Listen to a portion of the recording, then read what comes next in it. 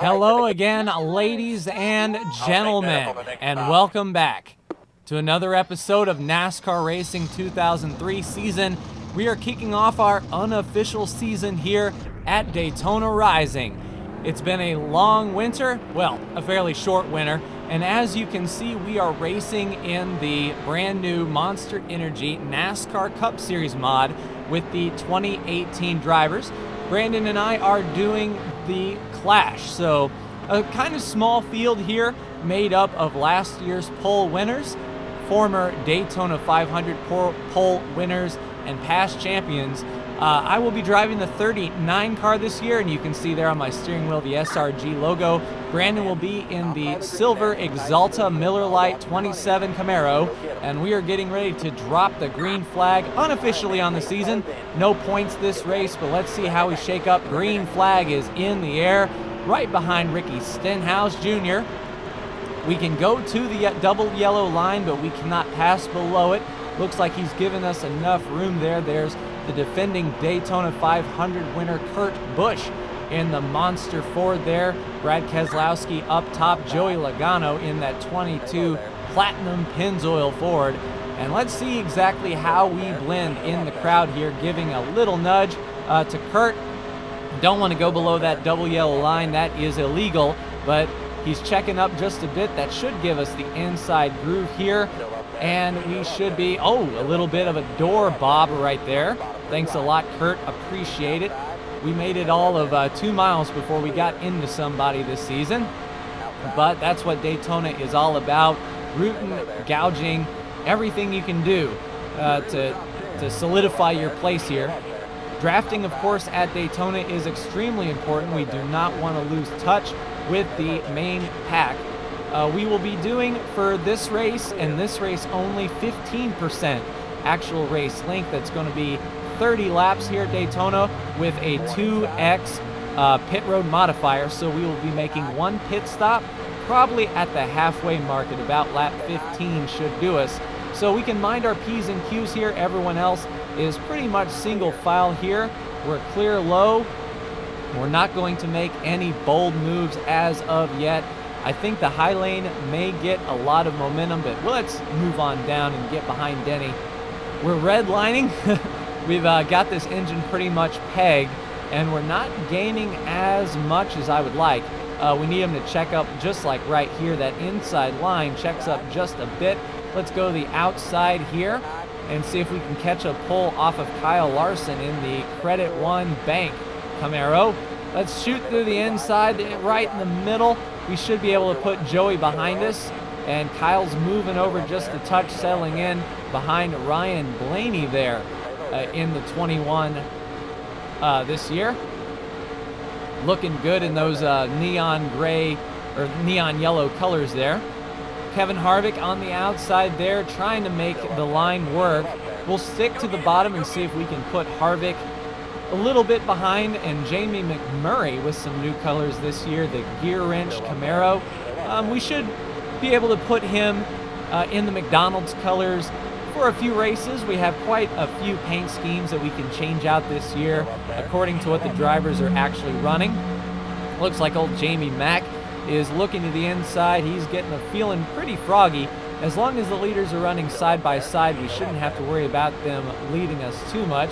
Martin Truex Jr., the defending champion, right up there in the high lane. The defending champion in real life, that is. We ourselves have to defend our championship run from last year when Brandon and I did the 2000 mod.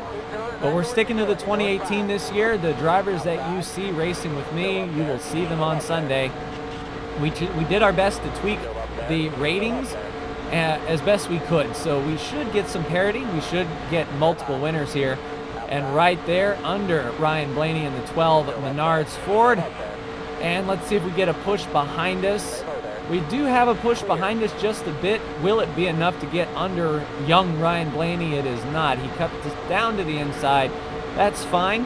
We're not even a quarter of the way through this race yet. We can settle in here as long as we don't lose touch with McMurray. If they're starting to feel froggy back there, we might have to throw a few blocks to defend, but right now we're sitting pretty. 25 laps to go here. We're about 10 laps away from our pit stop. Ryan is looking like he has a car under him today, under the number 1 of Jamie Mack, and there goes Kevin Harvick on our inside, taking the inside lane. We'll follow Jamie Mack up the top and see if we can get a pull. Looks like Harvick is trying to make a pass on Blaney as well. We're sort of pushing Kevin down to the double yellow. Kevin will snuggle right there in third place. And now there goes Brandon up to the high lane in that gray Hendrick Exalta powered machine. You see right there the number 27. Mad props to Brandon for painting his own paint scheme this year. Both of us, painted up our cars this year. We're really getting involved this season. Brandon's got that bottom lane opened up for me. However, they're steamrolling below. Looks like Harvick can be hung out to dry here. Brad Keselowski sticking right to Brandon's bumper. Brandon gets up to the top, comes down to try to give me a pull. I'm trying to keep Keselowski pinched down, but I'm between a rock and a hard place. Brandon defends the bottom, and we'll see if we can push Kevin back. He was right on our door on the high side. We should be able to clear him here on corner exit and see if we can find a hole in the bottom. Brad Keselowski is not giving an inch, however. About halfway to our first and only pit stop this race, and it is going to be nuts on pit road if we all come down the same lap in this formation. Looks like Chase Elliott is looking to the inside there in that brand new Napa 9 Camaro. Brad is not giving an inch, is he? We're holding strong on this high lane. We should be able to pull and clear him. We're fighting back as much as we can. Brandon is still clear, so he'll drop down to the bottom to defend that line. And let's see if Chase can make a run on Keselowski here. We don't want him to put us 3 wide. That wouldn't be exactly good here at Daytona, especially the new Daytona Rising track. The banking fall off is tremendously more vicious than the base game. Chase Elliott right behind Brad Keselowski. We're starting to get a little bit of a pull, and it looks like Ryan Blaney is defending both lanes. He was moving up in front of me and then moving down to block Brandon, kind of keeping both lines at bay. We should get a good run here, though. Brad on the bottom. Brandon pulls down to block Brad. We'll stick up on the high lane, keep our foot in the gas, see if we can clear somebody, anybody. Side by side with Brandon now. We've cleared Keselowski. If Brad doesn't suck up to Brandon here, we might be able to slide into the bottom, but to no avail. Brandon drops back. Looks like he may be able to give us a hole on the bottom, and he does. Much appreciated from my teammate, and we will be right back on the bottom behind Ryan Blaney, so fighting back from 4th place up to 2nd that lap. And the thing with Daytona is a lot of positions can change hands very quickly depending on the line that you're in. So we have to make good choices here. Brandon will stick right to our bumper, try to block Brad. Brad to the inside. Looks like Brad is going to hang out Brandon on the outside lane back there. We might be able to repay the favor and sort of stay in the high lane, give Brandon that pull off the draft and get him around the outside of Brad Keselowski. Lap car will be a factor here. Let's see if we can go under him. Ooh, that was close. The 95 of Casey Kane has lost the draft, and he is off the pace. Put us to the front. The first time we've led this year. It won't last, though. Don't get your hopes up. We are not going to run away with this by any stretch of the imagination. The 12 car is looking very stout with Ryan Blaney, and also the 2. The plate guy, Brad Keselowski. And we shouldn't count out Ricky Stenhouse Jr. either. He's known to make a nice late charge here at the plate tracks. So we'll just mind our P's and Q's here. We are a few laps away from pitting. We're coming to lap 12 now. We will be pitting at the end of lap 15. So 4 laps to go until we pit. We'll be doing a right side tire change because only 1 can of fuel will be needed, so we want to minimize the time we spend on pit road if possible.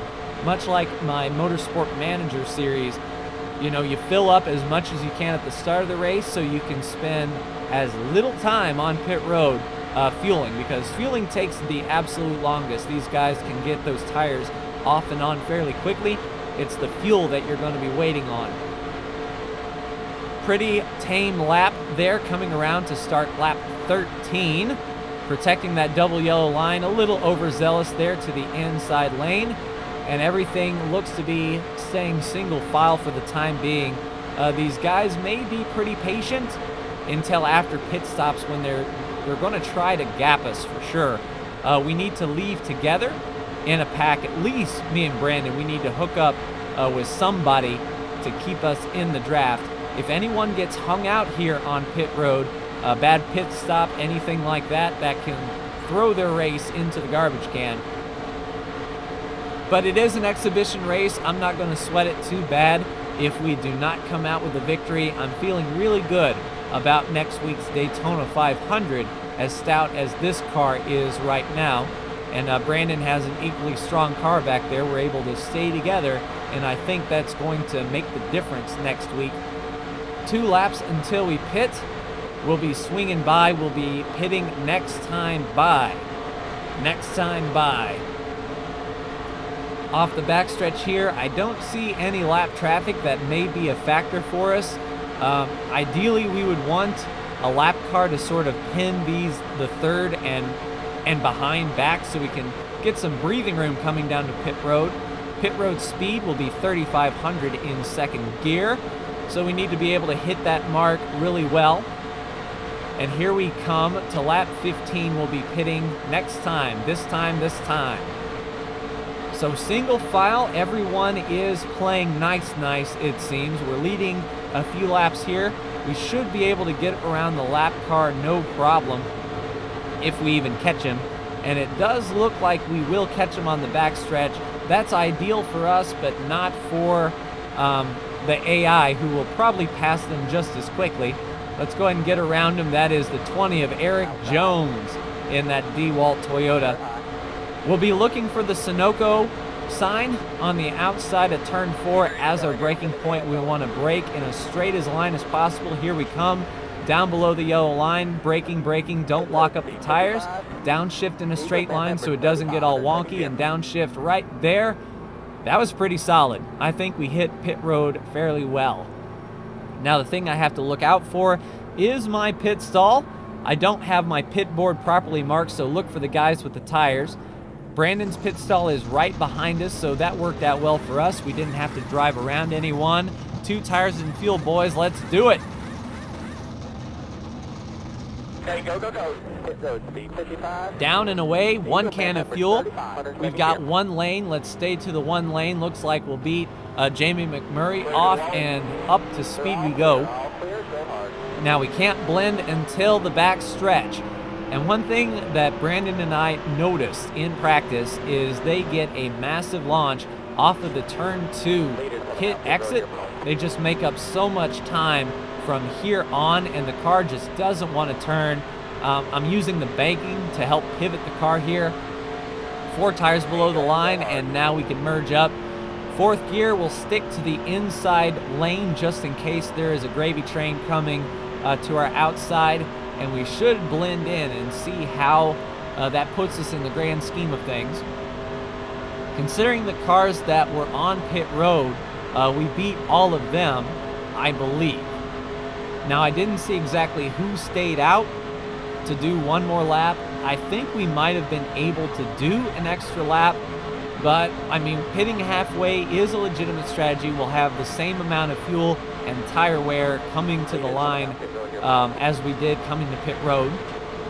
We're making some passes here on the cars on the apron. Looks like we'll have a few blenders coming up here off the back stretch. We'll see if we can pull a draft off of them around the 2 of Brad Keselowski there, and around the 78 of Martin Truex Jr. And we may have to settle in right here. We have a car right in front of us. We might be able to make short work of him here with the momentum and the draft that we have. That's going to be the ultimate goal and plan. There we go around the 4 of Kevin Harvick, and looks like the leaders are right there, entering turn 1 right now. So we have a bit of work to do these 13 laps. As close as those 2 cars are, I believe they're going to say nose to tail and like try to run away with this, and that way it's just a 2-car race. Not ideal for us if we need to. Oh, is Stenhouse going to be a scumbag here? No, he's going to take that second line. Thank you, Ricky. I appreciate it. That was a class move by Ricky Stenhouse Jr. He could have cut to the bottom, forcing our entire lane to the outside. But we are around him and clear, and we've got some work. Last time by, we were 2.4 seconds back. We're running in third, so those 2 cars up there are the 2 lead cars. I don't know if they took tires or not, but that could have been the difference coming on pit road. If they just took a can of fuel, that may have got them both off pit road quicker. It's something to keep in mind for next week's Daytona 500 for sure. If we can go just on fuel only and not make a tire change, maybe a splash or a half can of fuel, that can set the bar apart. So 2.4 this lap, coming around to 11 laps to go here, and we are 3.1. So we lost over a half a second full throttle to those 2 lead cars. I don't think we're going to have anything for them. We do have a few cars behind me and Brandon. Looks like Harvick. So maybe, just maybe, if we let them go, the computer cars will be faster than us and they can pull us up to the front 2 cars. Because as of now, if we're going to keep losing 0.6 of a second a lap, that's no way to win, and we need some strategery here. So maybe with 10 laps to go, we need to do something sooner rather than later. If this is going to work, we're going to need to do it very soon. We go from 3.1, yeah, to 3.6. We lost another half second. So we're going to lose a second these 2 laps. We're going to be 5 seconds back. We'll be like 8 seconds back by the end of the race. Barring anything crazy happening, lap cars are always a factor. There could be a quick caution that will put us right on their back bumper. So this race is not over just yet, but assuming it does go green and assuming nothing happens to the leaders, we're going to need to do something. So I will run this top lane, let Martin Truex Jr. go by, and it looks like Harvick is right behind the 78. If you're going to follow a car, the 78 would probably be the best car to follow here. Being a very fast competitor. He needs to get around me though. I'm not going to roll out of the throttle and lose his draft. We just need him to make the pass. Kevin Harvick will follow him through.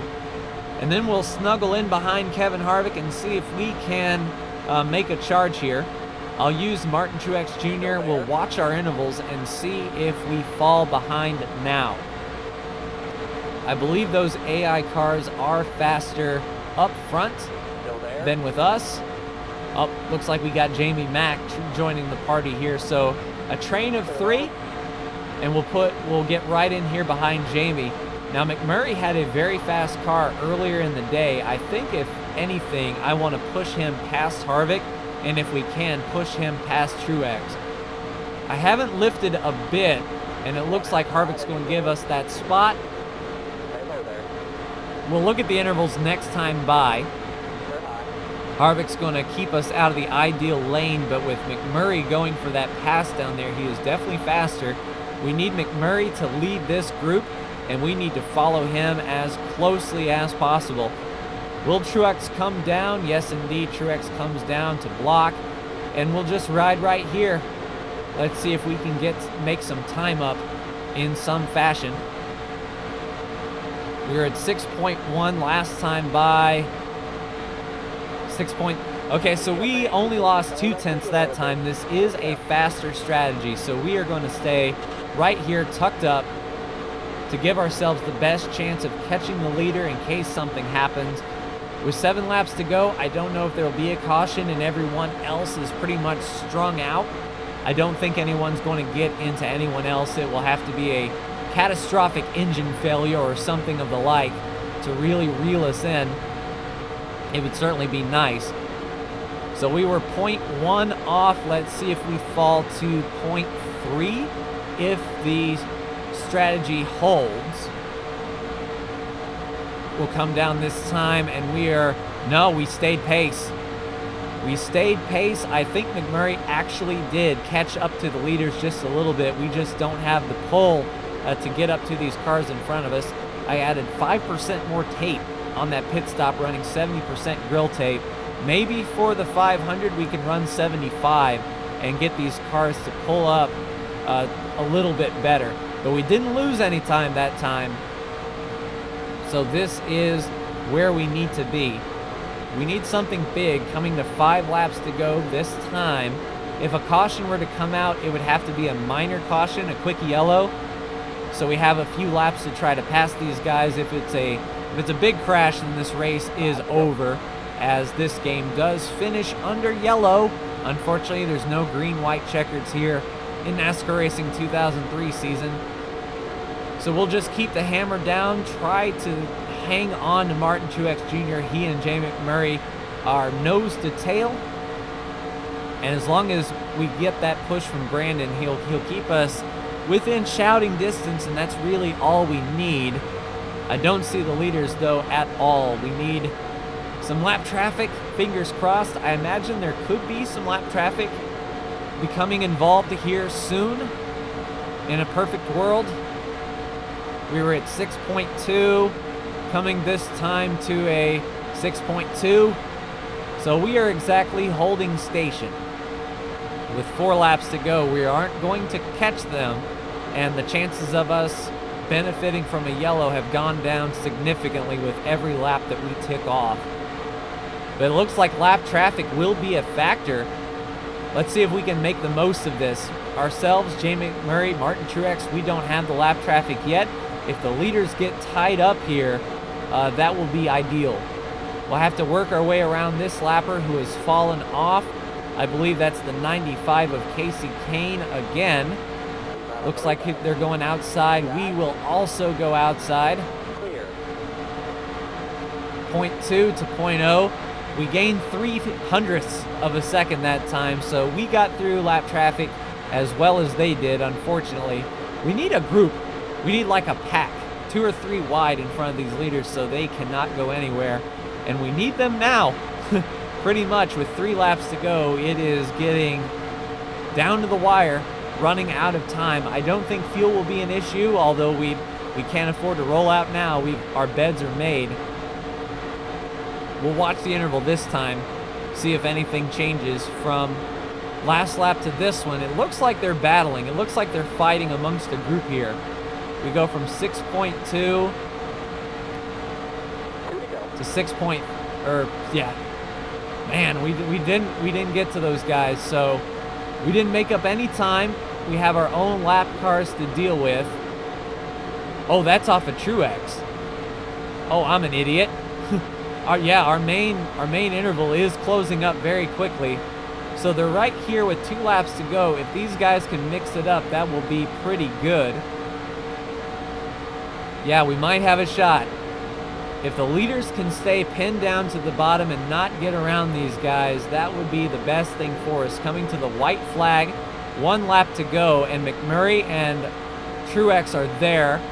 They're fighting hard, 1 lap to go. Looks like we can take the bottom. Let's go see if we can squeeze under Truex. We can. The leaders have already cleared, unfortunately, so we are fighting against McMurray. We're not going to make up any ground by staying right behind him. Let's punch through the middle lane. Looks like Ryan Newman was holding him back. Squeeze through the middle here. And I think we're going to stall out in the middle, 3 by 3 behind us. This looks like the finish of the Talladega tandem race. We're going to lose the bottom. Brandon takes the inside there. Let's see if we can get right behind Brandon. We've got some room. Can we catch back up to him? I don't think we can. We're hammered down. So there we go. A 5th place for us, a 4th place for Brandon. And it looks like old Ryan Blaney will take the first win of the year. Well, it's a win. It doesn't count for points. But I wouldn't be upset leaving the Daytona 500 with a 5th. That will set us up very nicely going forward. And if this was the actual race, then Ryan Blaney would punch his ticket to the playoffs. which is certainly not bad. Not bad at all.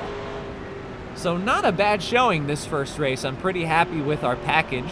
I think we can add a little bit of tape to improve the closing rates on these cars. Maybe adjust the gearing just a little bit to make it a tad bit taller. That way, once we're in traffic, we can really speed up and make a run at it. I think that's something to look into for next week. So let's pull into our pit stall here and call it a race, and then we'll check out the replay of that last lap and see how it looked on TV. I imagine it looked pretty intense, if I had to say so myself, and I do. There's my car, the 39 Crusader Kings 2 car, a game that I'm playing here on my channel. So this is with 2 laps to go. You can see us really catching the pack there. Let's go to the start of the last lap here. So here we come. We've got a head of steam. Looking to the inside, this is when we'll get Truex right there at the bottom. And we're right on the bumper of Jay McMurray, looking to the middle here, in between McMurray and Kurt Busch. You got Truex there and Brandon following. This is when I punch through the middle, and there we go, stalling out 3 by 3 by 3 down the backstretch. It looks like those tandem races at Talladega that used to happen. But I'm caught on the high line. Brandon gets to the inside. There we are side by side through turns 3 and 4. We'll be coming off the tri-oval, and I'll slide right there in front of Martin Truex Jr. And there we go. There's the finish, ladies and gentlemen. But not bad. Ryan Blaney will take the Clash win this week, ladies and gentlemen. But that's going to do it for me in this episode of NASCAR Racing 2003 season. Like, share, and subscribe if you are so bold. Thank you so much for tuning in, and I will see you for the first race of the season in the Daytona 500. Take care.